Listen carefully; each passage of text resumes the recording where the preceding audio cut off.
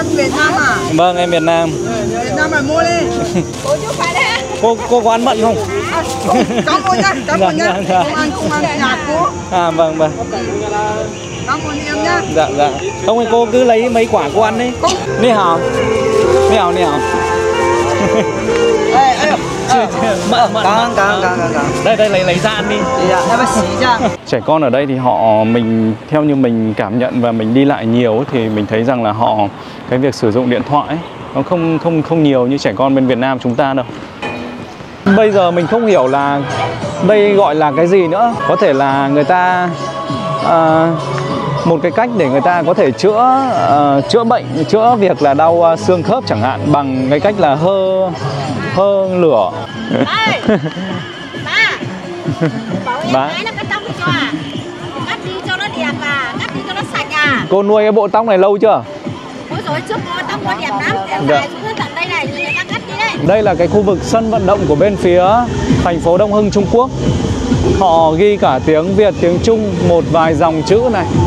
Mọi người có nhìn thấy không? Láng giềng hữu nghị này, hợp tác toàn diện, ổn định lâu dài và hướng tới tương lai. Đó. Hy vọng là giữa hai quốc gia thì sẽ làm theo được những cái khẩu ngữ như vậy. Phía đằng trước mình đây, đẹp chưa? Những cái lều trại.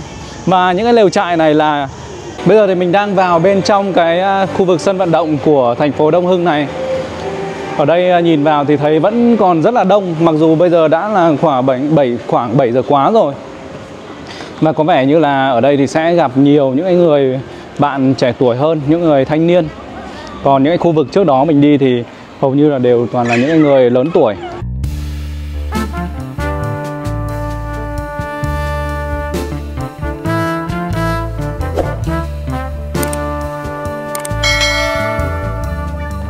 Các bạn thân mến, bây giờ thì mình đang ở bên Đông Hưng, Quảng Tây, Trung Quốc. Và cái khu vực mình đang đứng đây thì nó rất là gần với một cái tổ hợp sân vận động, bao gồm rất là nhiều những cái sân nhỏ và có cả một cái sân khá là lớn. Ở đây thì trước mắt mình đây là hai cái sân bóng rổ, và đang tập trung rất là nhiều những cái bạn trẻ, người ta tập trung ở đây và người ta đánh bóng vào buổi chiều. Bây giờ thì mình sẽ cho mọi người tham quan cái khu vực xung quanh này một lát. Đây rồi, phía trước mắt mọi người ấy là một cái con đường ở bên Đông Hưng, Quảng Tây, Trung Quốc. Và có thể mọi người sẽ nhìn thấy ở ngoài kia có một cái biểu tượng là người phụ nữ đội nón. Đó là một cái nhà hàng có thể là của người Việt Nam làm chủ. Và mình thấy là khá là đông khách. Và ngay cái góc kia thôi cũng lại có một cái quán ăn của Việt Nam nữa, một cái nhà hàng của Việt Nam. Từ xa thì mình đã nhìn thấy dòng chữ tiếng Việt là Ấn Tượng Nha Trang. Và mình đã từng đi qua cái cửa hàng đó rồi. Những cái đồ ăn ở đó thì những cái đồ ăn thuần Việt. Và nói chung là cũng khá là đắt, bởi vì là họ sẽ tập trung bán cho những cái người Trung Quốc là chính. Đó, còn ngay bên này thôi, ngay bên này thì chính là những cái sân bóng mà mình vừa nhắc đến. Trước mắt mọi người đây là cái sân bóng rổ. Có hai sân bóng rổ liền kề nhau. Và có rất là nhiều những cái bạn trẻ. Những bạn này thì theo mình đoán thì là học tiểu học thôi. Tuy nhiên là các bạn này có chiều cao khá là tốt đấy, bởi vì nhìn gương mặt của các bạn cũng còn rất là trẻ thôi. Còn ngay đây là một cái sân bóng cỡ nhỏ. Và sân này thì đang không có ai, có mỗi một bạn đang nghịch bóng ở trên này. Còn ngoài kia là một cái sân nó có vẻ lớn hơn sân 7, giống như sân 7 ở bên Việt Nam. Và mình thấy là có khá là nhiều những cái người thanh niên á, họ đang đá bóng, giao lưu gì đó, cũng khá là đông đấy. Và toàn là thanh niên Trung Quốc, cho nên là mình cũng hơi sợ, hơi ngại vào để quay gần hơn. Đó, bây giờ mình sẽ đi quay cái chỗ của các bạn trẻ này, sau đó thì mình sẽ vào cái sân lớn, là sân ở bên phía trong kia. Trẻ con ở đây thì mình theo như mình cảm nhận và mình đi lại nhiều thì mình thấy rằng là cái việc sử dụng điện thoại ấy, nó không nhiều như trẻ con bên Việt Nam chúng ta đâu. Trẻ con Việt Nam chúng ta thì bây giờ cứ hở ra một tí là phải có điện thoại, chơi game hay là gì đó. Còn bên này thì có vẻ là họ tập trung vào phát triển thể chất.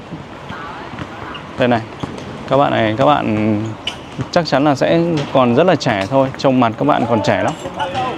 Các bạn này thì chắc là tiểu học.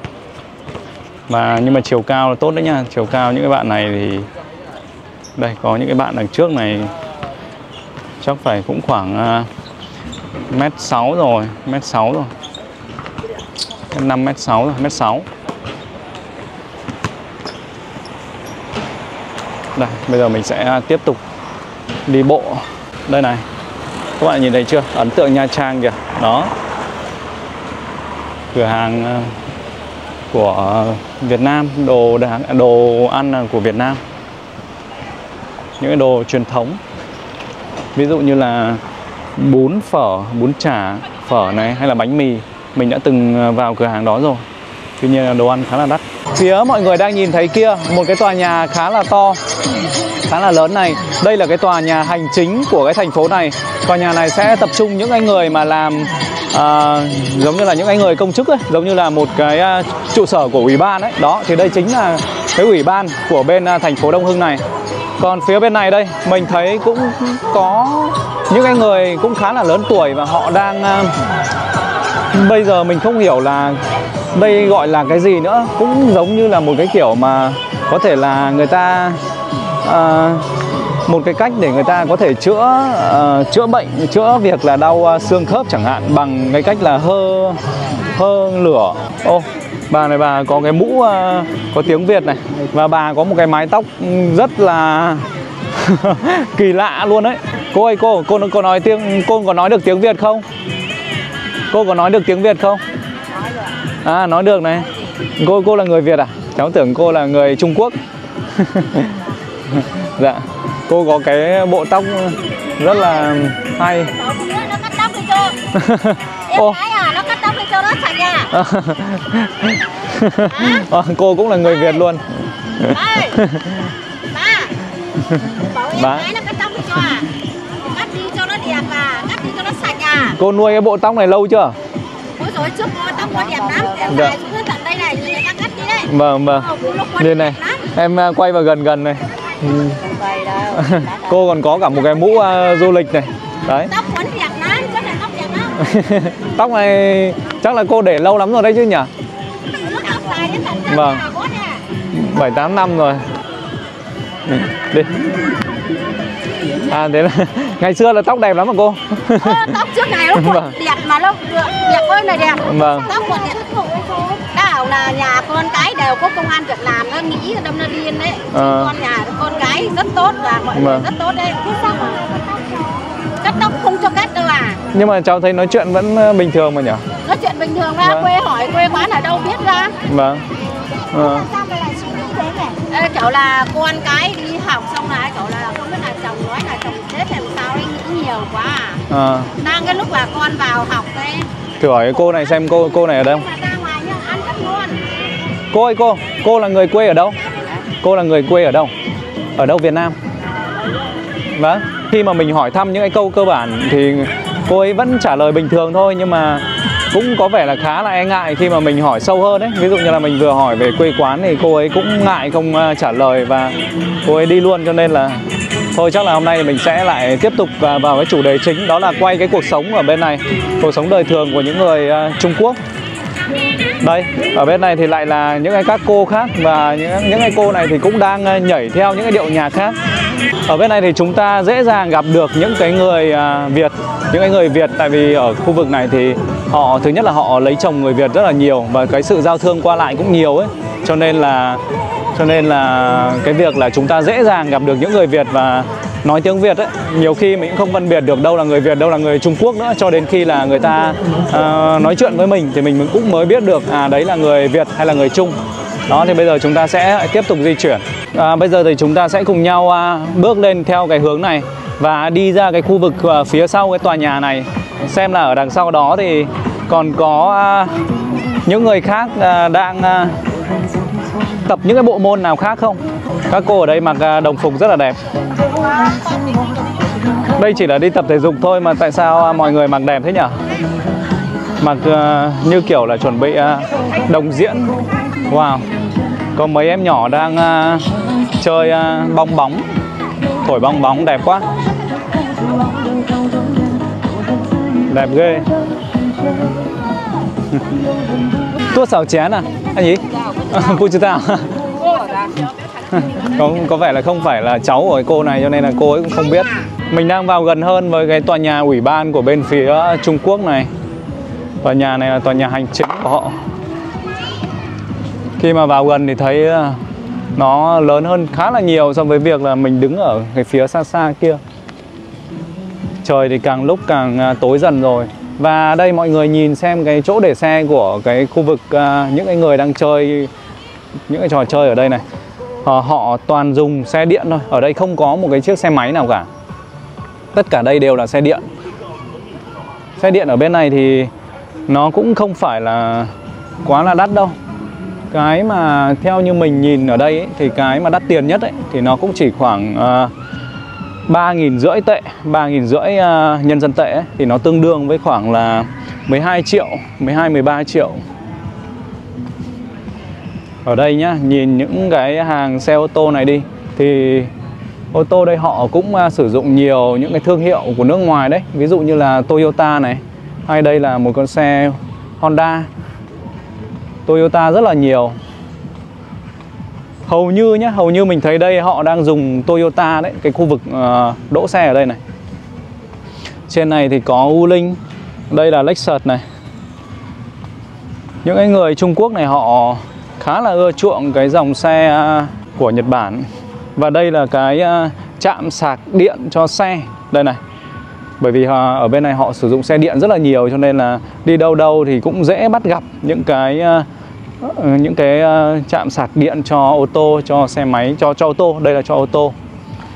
Và chúng ta chuẩn bị đi vào một cái khu trong này mà có vẻ như là mình qua bên này thì dễ hơn. Ở thành phố của họ thì người ta trồng rất là nhiều cây xanh. Và đường phố ấy, không hề gần như là, nếu mà nhìn bằng mắt thường ấy, thì sẽ thấy rất ít bụi luôn. Bởi vì là những cái thành phố Trung Quốc thì họ chủ yếu là họ sử dụng xe điện, cho nên là cái lượng khí thải như là những cái khí thải liên quan đến khói ấy, thì gần như là nó sẽ rất là ít. Đường phố của họ nhé, vừa to vừa rộng mà vừa đẹp.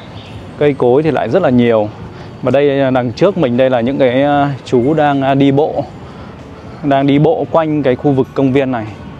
Ở bên cạnh phía công viên này đây, mọi người nhìn vào hướng này này, là những hiệu sách.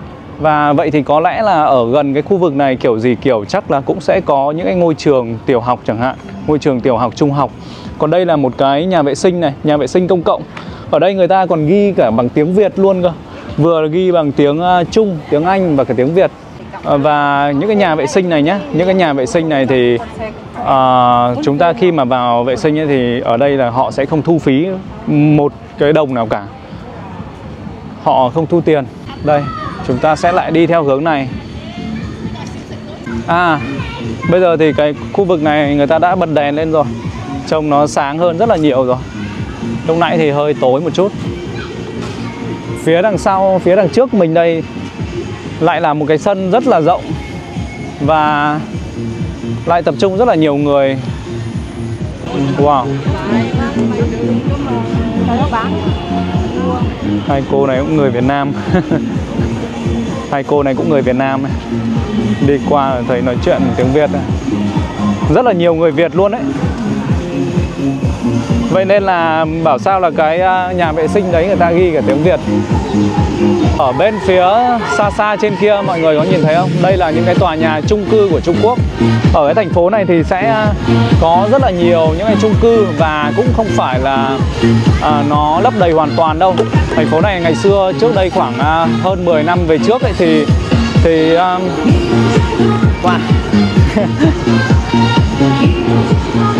khoảng hơn 10 năm về trước ấy, thì nghe nói là ở đây chính quyền ấy, người ta cho xây dựng rất là nhiều những cái dự án chung cư kiểu như là cho những người thu nhập thấp ấy, đó, và thu hút những người dân ở những khu vực khác về sinh sống. Tuy nhiên là cái chính sách mà thu hút đó nó không đạt được kết quả tốt ấy, cho nên là rất là nhiều những cái tòa chung cư bị bỏ hoang.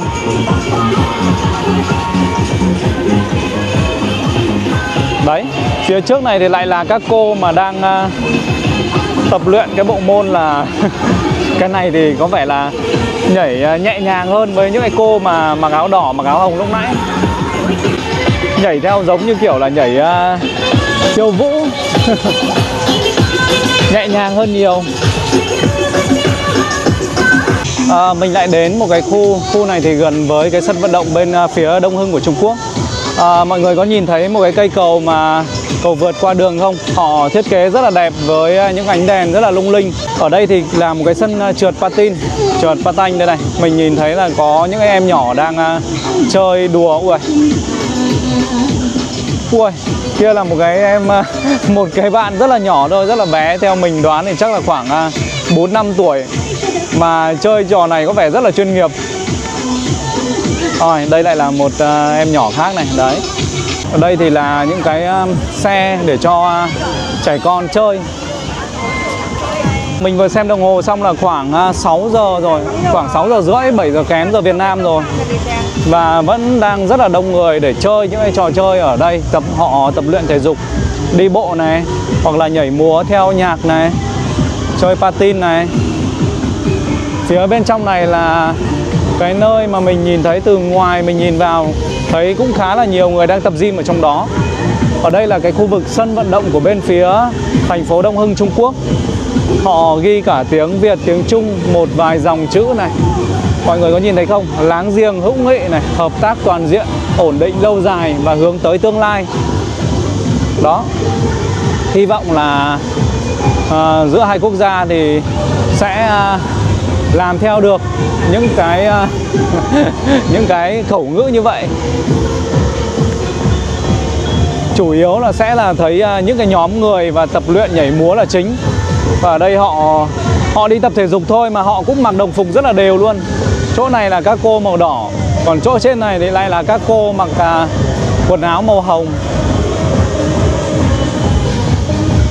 Khu vực sân vận động này thì hàng năm đều có những trận bóng đá giao hữu giữa đội tuyển của Móng Cái Việt Nam và đội tuyển của Đông Hưng Trung Quốc. Thì hàng năm vào những cái dịp lễ quan trọng ấy, thì hai quốc gia vẫn thường xuyên tổ chức những cái trận đá bóng giao hữu ở đây. Thì năm vừa rồi ấy, mình có đến đây xem.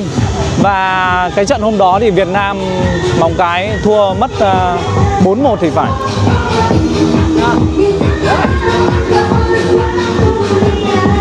Các cô ở bên này nhảy rất là đều và đẹp luôn.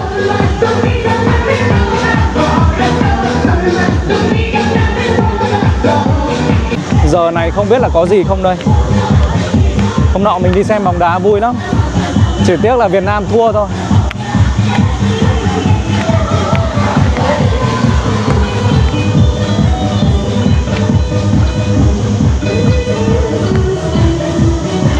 Những cái trận giao hữu giữa hai thành phố biên giới này thì chủ yếu ấy, gần như là đều tổ chức ở bên này, đều tổ chức ở sân vận động của họ. Bởi vì sân của họ có chất lượng sân nó tốt hơn rất là nhiều. Từ cái việc là sân cỏ này cho đến là những cái đường gọi là đường pit đường pit này, hoặc là những cái khu vực ghế ngồi dành cho khán giả ấy,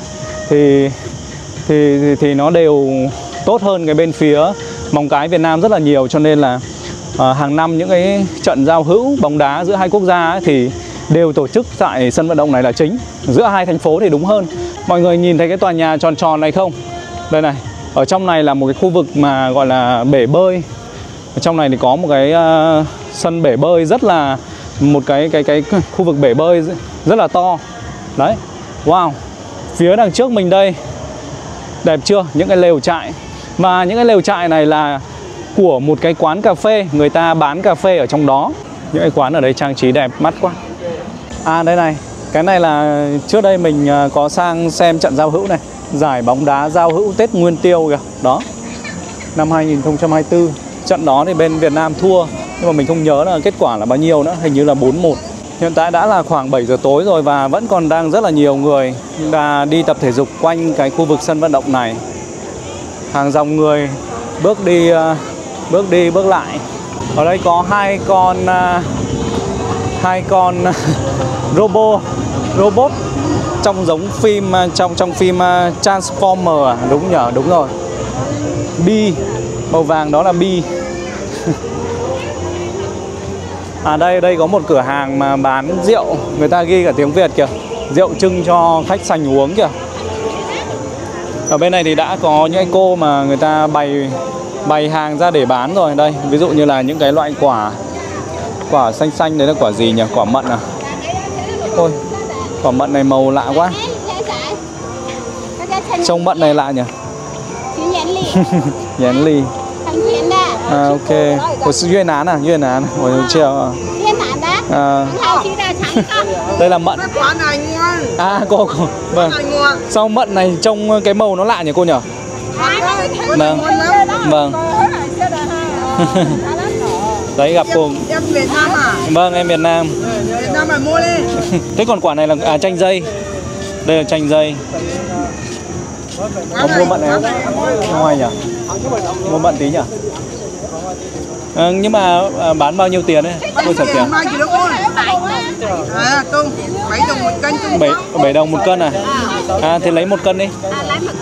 Lấy 1 cân. Cô bán lạc à? Thôi cháu mua mận. Đây quay cô một tí này. Lạc này nhà cô trồng hả cô? À, thế cô cũng ở gần đây à? Gần đây à, 6-7 cây thôi nha. À, 6-7 cây. Đấy. 10 đồng. Tưởng 7 đồng chứ. Vừa bảo 7 đồng mà đã 10 đồng rồi. Cô có ăn mận không? Cảm ơn nhá, cảm ơn nhá. Không ăn nhà cô. À, vâng. Cảm ơn em nhá. Dạ. Không thì cô cứ lấy mấy quả cô ăn đi. Không ăn à? Không ăn à? Cảm ơn em nhá. Vâng. Cảm ơn cô nhá. Dạ. Đây vừa mua được một túi mận. Mận này mình thấy cái màu sắc nó khá là lạ cho nên là mình cũng muốn mua ăn thử ấy. Còn phía đằng trước đây lại là quán cà phê này. Quán cà phê này thì trước đó thì mình cũng từng vào rồi. Vào chào bạn cái. Mình quen chủ quán cà phê này bởi vì là mình thường hay sang đây và ngồi ấy, cho nên là cũng quen. Tên là gì nhỉ? Sư Y. Ni hào. Mận. Đây lấy ra ăn đi. Dạ, em phải xí ra. Xí ra. À chưa rửa. Dạ. Rồi. Thôi. Đấy. Đây là một cái bạn nam mà mình đã từng quay một cái chủ đề về bạn ấy, về những cái cuộc sống ở bên Trung Quốc. Đây, bạn là chủ của cái quán cà phê Sân Chi này. Thì cái quán cà phê này thì ở rất là gần với cái khu vực là sân vận động của bên phía Trung Quốc. Nhà bạn này có một con chó rất là đẹp luôn. Đây này. Uầy. Con chó này đẹp nhỉ?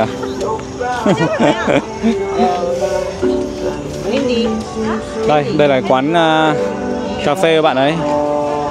Rất là đẹp luôn. Ở ngay cái khu vực sân vận động.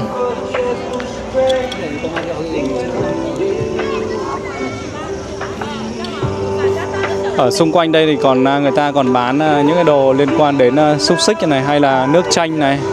Hôm nay không phải là cuối tuần đâu mà rất là đông. Không hiểu là đến cuối tuần thì có lẽ là còn đông hơn rất là nhiều nữa. Đẹp nhỉ, con chó này đẹp ghê. Tha chào sừng mà. Candy. Cái gì? Candy. À, candy. Đẹp nhỉ. Bây giờ thì mình đang vào bên trong cái khu vực sân vận động của thành phố Đông Hưng này. Ở đây nhìn vào thì thấy vẫn còn rất là đông, mặc dù bây giờ đã là khoảng 7 giờ quá rồi. Mà có vẻ như là ở đây thì sẽ gặp nhiều những người bạn trẻ tuổi hơn, những người thanh niên. Còn những cái khu vực trước đó mình đi thì hầu như là đều toàn là những người lớn tuổi. Đây này, rất là nhiều những cái nhóm người đang đi bộ ở quanh cái khu vực sân vận động này. Đây, chỗ này thì phải khoảng hơn 100 người đấy, 100-200 người đấy, tất cả chỗ này. Rất là đông. Bây giờ trời khá là tối rồi cho nên là cái việc chúng ta nhìn lên trên này, mình sợ rằng là mọi người không thấy, nhưng mà đây em ra quay cái chỗ bên này này, đứng vào bên trong này nhìn ra này, sẽ thấy những cái hàng ghế ấy. Đấy, đây là cái sân vận động bên phía cái thành phố của họ, ngay sát với Móng Cái thôi, nhưng mà họ có một cái sân vận động rất là lớn luôn. Đấy, cho nên là khi mà những cái trận giao hữu bóng đá giữa hai thành phố ấy, thì gần như là đều tổ chức ở đây, chứ còn mình chưa thấy là tổ chức ở thành phố Móng Cái lần nào cả. Wow, mọi người đang tập luyện vẫn rất là hăng say luôn. Không hiểu là ở đây là họ sẽ chơi, họ sẽ tập thể dục đến khoảng mấy giờ nữa. Thôi nhưng mà có lẽ là bây giờ chúng ta sẽ lại đi ra ngoài và xem một cái góc khác.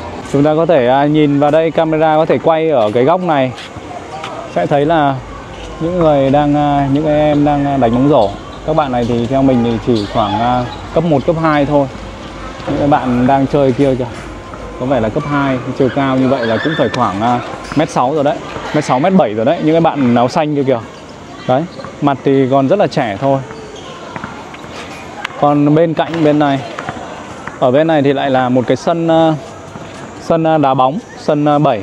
Ở đây thì sẽ tập trung những con trai thanh niên đang đá bóng ở cái khu vực bên này. Ôi, nếu mà để mà đi một vòng cái sân vận động này thì có lẽ là nó sẽ rất là lâu. Cho nên là bây giờ thì chúng ta sẽ lại đi ra hướng ngoài này nhé.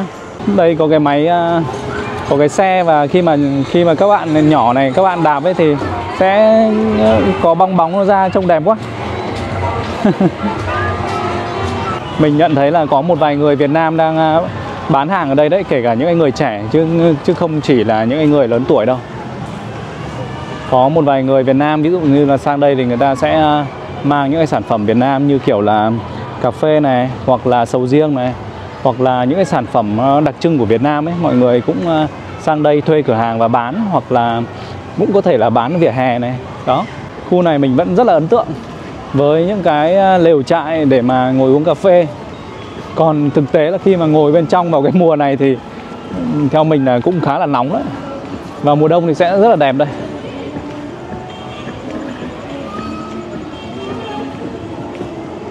Ở bên này họ có cái là họ đỗ xe, họ cứ đỗ ngược đường. Đây này, nhìn này, ô tô này, người ta đỗ ngược đường này, đỗ bên trái đường luôn đấy. Và không chỉ là ở cái khu vực mà gần sân vận động thì mới như thế đâu. Khi mà mình đi đường ấy, những cái đường con phố chính ấy, con đường chính ấy, họ cũng đỗ như vậy. Có vẻ như là cái luật lệ ở bên này họ không hiểu là họ có cấm cái điều đó không, và như thế là có vi phạm cái luật giao thông không. Nhưng mà mình thấy là rất là nhiều xe đỗ ngược đường. Vừa rồi thì mình đã cùng mọi người chúng ta đi một vòng quanh những cái khu vực nổi bật nhất của thành phố Đông Hưng để xem là cuộc sống đời thường của những người dân ở cái khu vực này vào buổi chiều thì họ có những cái hoạt động như thế nào. Và mình xin phép là kết thúc cái video này ở đây. Thì ở những cái tập tiếp theo thì mình sẽ tập trung và quay thêm ở những cái khu vực khác của thành phố này, cũng như là những cái khu vực khác ở Trung Quốc. Cảm ơn mọi người đã theo dõi. Xin chào và hẹn gặp lại.